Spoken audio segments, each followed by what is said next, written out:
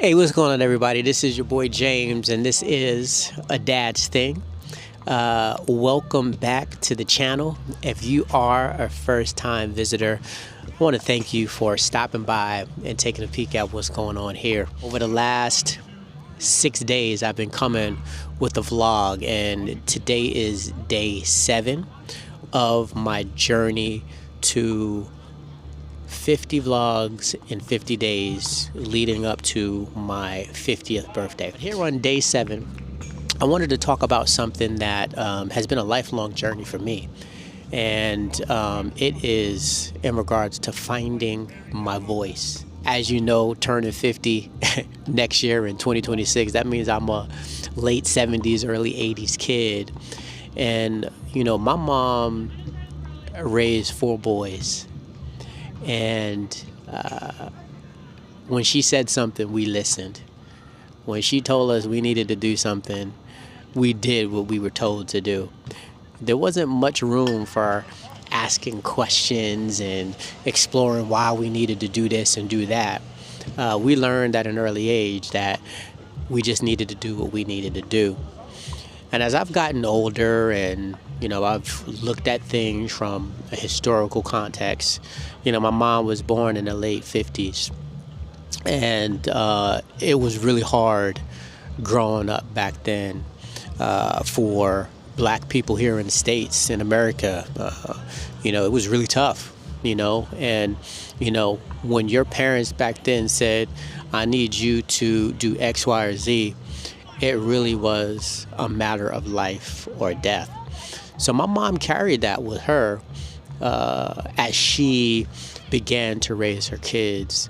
And, you know, things have changed. You know, we're in 25 going into 26, and, you know, there's definitely a lot more room to have conversations and explore things with your kids. But, you know, back in the day, you need to do what you need to do when you were told to do it. And for me, you know, I think that put a little bit of a clamp, a little bit of a hamper on, you know, me finding my voice at an early age. I definitely was a mama's boy. I was a little insecure with things and lacked a little bit of confidence in different areas. So me speaking out, me talking was something that I didn't do much of. And then when I moved to Eastern Long Island when I was 10 years old, moving into a whole different environment. I come from Jamaica, Queens. I was a city kid. Now I'm moving to the suburbs. So that was different. I grew up with just surrounded by black and brown people. Now going to the suburbs, the only black and brown people I knew were family members. Everybody else was white. And it just was a major adjustment. And I didn't have a vocal voice.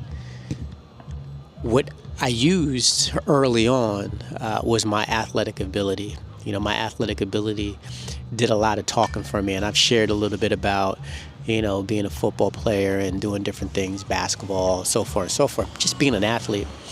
But my athletic ability was what did the talking for me.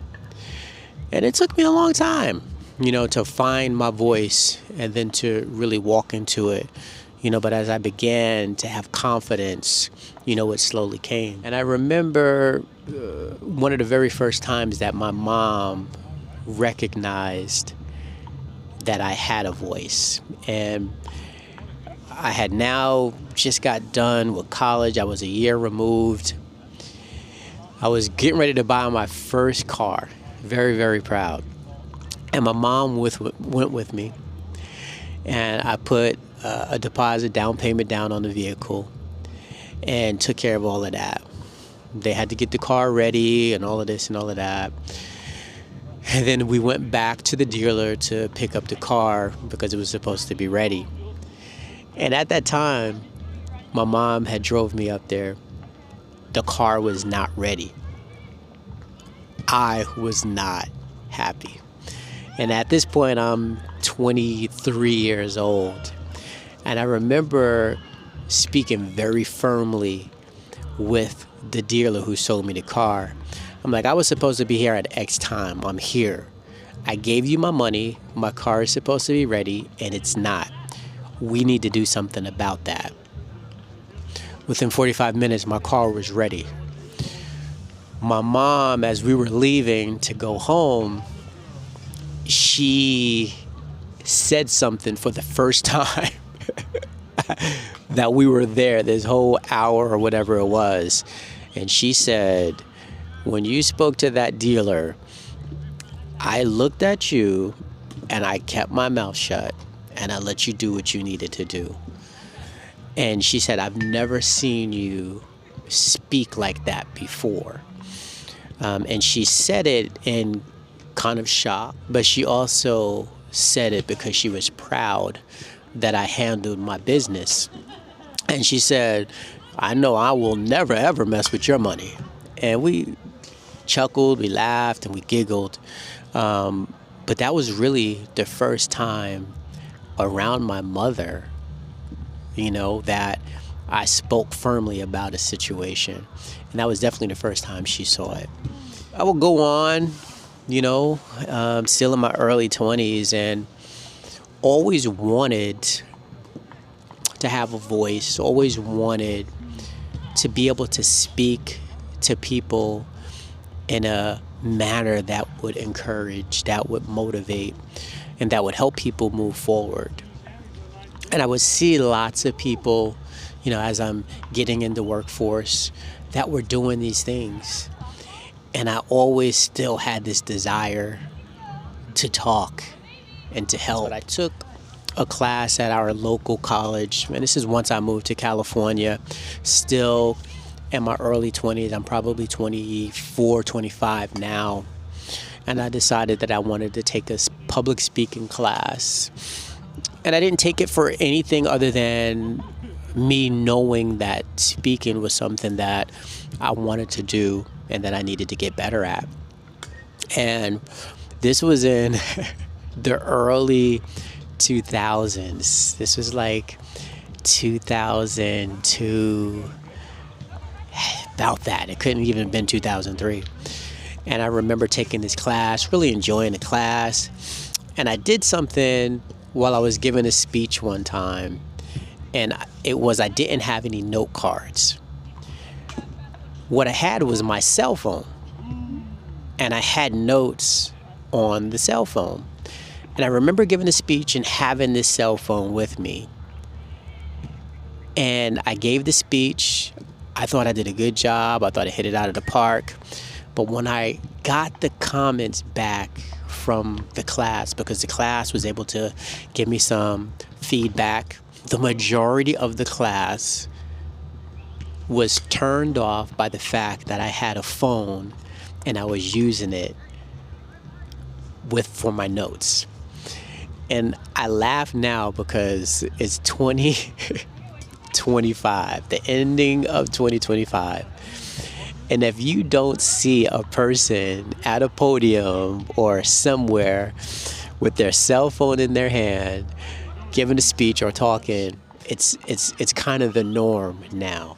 But I will continue on in my journey of wanting to find my voice and wanting to speak. And I learned this, especially now that I'm at the age of 49, going to be turning 50.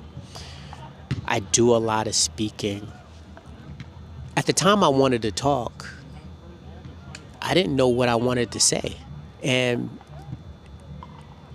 if you don't know what you want to say, what is there to talk about? There was no message. There was nothing for me to give at that point in time. Or I didn't realize what I had to offer and what I had to give, because at that time I was still trying to find myself. And I know with speaking and helping and trying to help folks over hurdles, a couple things need to happen. You need to have some credibility. You need to have some lived experience in that area. You need to have studied, know what you're talking about. But I think the main thing that I've come to realize is I've got to be authentic. If I come before an audience and I can't speak about the subject matter with full transparency and authenticity.